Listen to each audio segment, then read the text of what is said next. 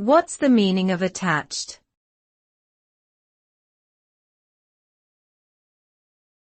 Attached.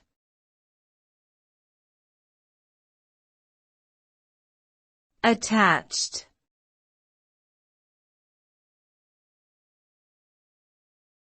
Attached.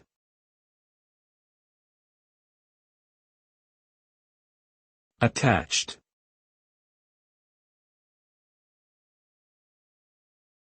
The word attached can have several meanings depending on the context in which it is used.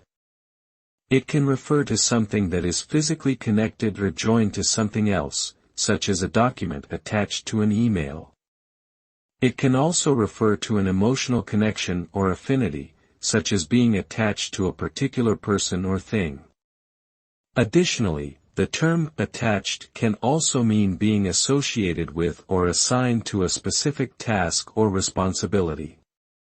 In summary, attached generally implies some kind of connection or association with something or someone else.